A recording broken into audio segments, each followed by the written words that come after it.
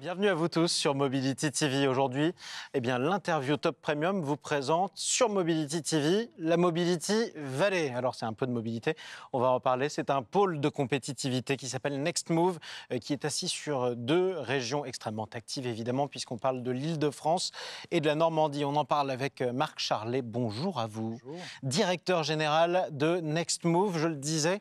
Pôle de compétitivité dédié, alors pas seulement à la voiture, on est d'accord, la mobilité en général, la mobilité de demain, puisqu'on parle d'un pôle de compétitivité.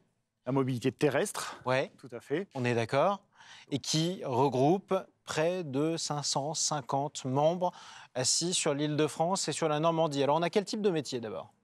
Alors, on est ancré sur ce territoire, en effet, de l'Île-de-France et de la Normandie, qui représente quand même 25% de l'activité de la filière automobile et mobilité en France. Et la typologie de nos membres est très diversifiée. Et c'est ça qui fait la force de l'écosystème Next Move. On a des grands groupes, constructeurs et équipementiers. On a les PME, les startups, qui représentent plus de 65% de nos membres. Mais on a aussi les labos de recherche publics, les institutions publiques et les territoires. Parce qu'aujourd'hui, pour inventer les formes de mobilité de demain, il faut aussi que les territoires soient présents pour expérimenter et déployer. Sachant qu'en France, en plus, la région a comme compétence le développement économique. Par exemple, les maires, en général, sont assez contents que de belles entreprises viennent s'installer chez eux. Donc, si je comprends bien, vous êtes un concentré de la filière auto de demain, tout simplement. Alors d'aujourd'hui et de demain, puisque il faut continuer à produire les produits et les services pour la filière aujourd'hui. Donc on rassemble en effet la filière de la R&D, la recherche l'innovation produit, la recherche et développement, jusqu'à l'industrie, à l'industrialisation et donc l'innovation process également.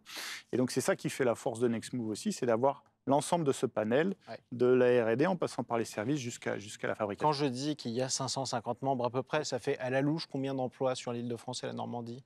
Ça fait 80 000 emplois. C'est ça, 80 000 emplois aujourd'hui, puisqu'il y a beaucoup de R&D, on espère que ce sera beaucoup plus demain. On l'espère. À quoi ressemblera l'écosystème de la mobilité sur le territoire de Next Move, c'est-à-dire Île-de-France et Normandie, d'ici 10 à 15 ans? Qu'est-ce qui va commencer à apparaître, prendre son essor, qu'on ne connaît pas encore forcément aujourd'hui?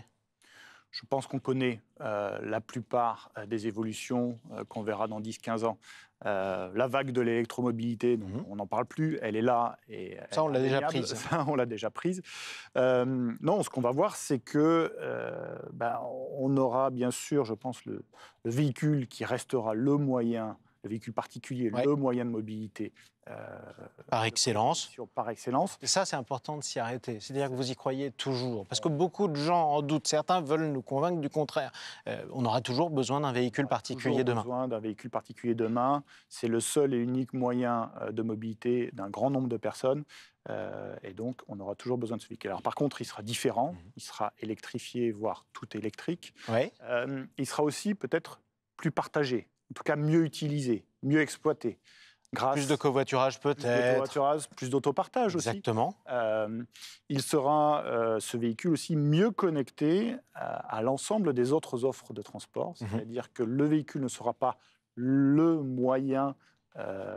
alpha et oméga de parking à parking, ce sera de l'intermodalité. On pourra se garer à la gare, par exemple. À la gare, on prendra une trottinette et ainsi de suite. Exactement. Donc, il faut qu'on intègre, et c'est déjà le cas, le véhicule particulier dans l'ensemble des moyens de transport et qu'on facilite justement cette mobilité plus intermodale. Alors pourquoi avoir choisi l'Île-de-France? Ça paraît évident, effectivement, parce que c'est le poumon économique du pays, mais aussi la Normandie. Pourquoi avoir eu besoin de descendre la Seine ainsi? Qu'est-ce qui fait que l'écosystème est aussi fertile pour la mobilité? Comme vous l'avez dit, c'est la Mobility Valley.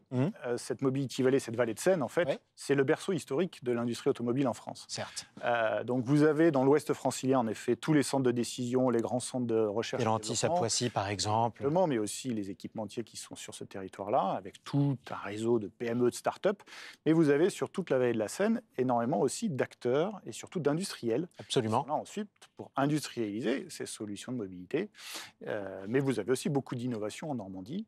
Sur les matériaux, sur l'électronique, sur les données, sur la data, et aussi beaucoup de centres de recherche, de compétences en termes d'écoles et de laboratoires. On dit de plus en plus, en tout cas des start-upers le disent, que la France est un des pays où il fait, où il fait le meilleur créer sa start-up, tout simplement en Europe. Est-ce que c'est vrai que c'est plus facile de démarrer quand on est en France? En tout cas, c'est en effet ce que nous disent les start-upers. Ils ont un terreau fertile, on Ouais. va dire. Ils ont surtout aujourd'hui un écosystème pour les accompagner. Mais comme Euh, Nextmove, par exemple, c'est-à-dire Comme un pôle de Nextmove, compétitivité. comme Nextmove, des accélérateurs aussi. Nous Absolument. sommes partenaires du MoveLab, qui est un super accélérateur aussi pour ces start-upers. Donc, et puis, bien sûr, il y a des soutiens très très forts de l'État et des régions pour accompagner la création de ces entreprises. L'État, à travers son agence BPI France, qui est vraiment là pour soutenir et mettre de l'argent dès le départ, dès la phase d'initiation de ces entreprises, et les régions qui sont là aussi pour incuber, accélérer et soutenir. Exactement. Quels sont quelques grands noms? Alors, il y en a 550. Vous n'aurez jamais le temps de les citer tous et vous êtes obligé de faire des jaloux. Donc, vous pouvez tirer au sort si vous le souhaitez. Oui. Mais je vous propose quand même de présenter à tous ceux qui nous suivent sur Mobility TV des entreprises qu'ils ne connaissent pas forcément encore, mais dont ils entendront parler, vous en êtes convaincus, très prochainement. Alors ça tombe bien, la semaine dernière, nous organisions notre convention annuelle. Et lors de cette convention annuelle, on remet des awards des membres qui se sont illustrés par un projet un peu emblématique.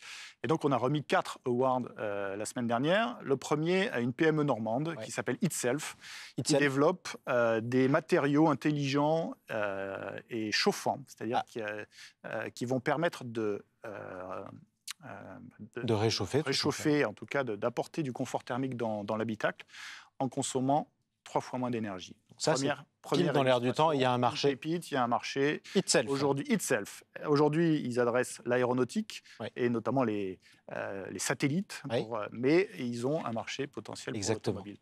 Deuxième exemple, je vous ai dit qu'on avait des territoires. On a donné un award à l'établissement public national du Mont-Saint-Michel, sans blague, qui, avec nous, a fait une étude pour revoir sa flotte de véhicules, les fameux bus qui font l'aller-retour sur la digue, qui aujourd'hui fonctionnent au diesel. Donc ça y est, là, ils sont en train de les convertir au biocarburant.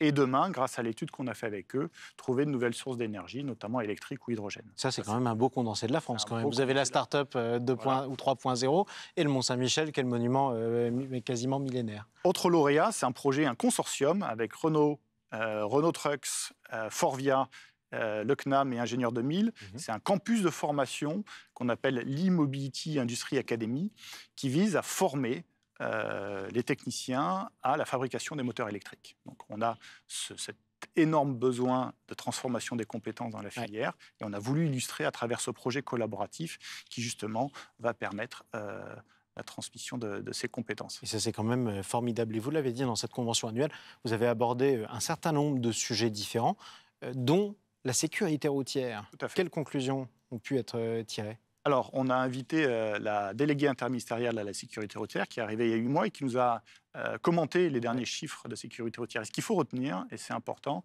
c'est qu'aujourd'hui, plus de 50% des morts sur la route sont ce qu'on appelle des usagers vulnérables, c'est-à-dire des piétons, des cyclistes, des trottinettistes. Tout ce qui est engin de déplacement personnel. Qu'est-ce que la technologie peut faire pour eux ? Voilà. Aujourd'hui, sur les routes, on meurt plus à l'extérieur du véhicule qu'à l'intérieur du véhicule. Toute logique. Voilà. D'autant plus que les véhicules sont plus gros, ils sont plus solides, par exemple. Et donc, il faut travailler sur les comportements, sensibiliser. Il faut travailler sur l'infrastructure. Donc là aussi, il y a des technologies. Mais il faut aussi travailler sur les véhicules, donc le véhicule autonome, la connectivité du véhicule, les systèmes d'assistance à la conduite pour éviter, justement, la rencontre de ce flux de voitures avec ce flux et rendre parfois le véhicule plus prudent que son conducteur lui-même, ce qui serait quand même un monde beaucoup plus sûr. Dernier point quand même, parce que c'est important, Nextmove est un pôle de compétitivité. Est-ce que c'est vraiment un outil assez spécifique à la France et qui permet justement à notre pays de prendre une longueur d'avance dans certains domaines ?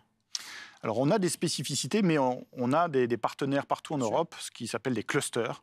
C'est-à-dire, c'est le même constat et le même objectif, c'est on réunit sur un territoire des acteurs pour les faire travailler ensemble. La filière se parle. Et pour que ça se parle et pour que ça fasse du business. Et parce qu'à plusieurs, on est plus fort. Et vu aujourd'hui les transformations majeures auxquelles on fait face, nous, on est convaincus que c'est en mettant toutes les compétences de l'écosystème ensemble qu'on arrivera à lever les verrous. Et on a quelques homologues un peu partout en Europe. Nous, on a une spécificité, c'est qu'on accompagne les projets de R&D et on les labellise. On donne un label qui est un label de qualité qui donne accès à des financements publics. Et ça, c'est important, spécialement en France, sur la recherche et le développement. Comme quoi, vous le voyez, la mobilité, on ne dit plus l'automobile en général, ça reste la locomotive quand même de la recherche et du développement mondial. L'automobile est un concentré de technologie, ça l'a toujours été et ça le sera encore demain. Et pas d'industrie sans automobile. En d'autres termes, merci beaucoup Marc Charlet, directeur général de Nextmove, la Mobility Valley. Si vous voulez faire un tour en Normandie ou en Ile-de-France, découvrir notamment toutes ces entreprises, n'hésitez pas. À bientôt sur Mobility TV et merci à vous tous de continuer à nous suivre sur la chaîne YouTube de Mobility TV.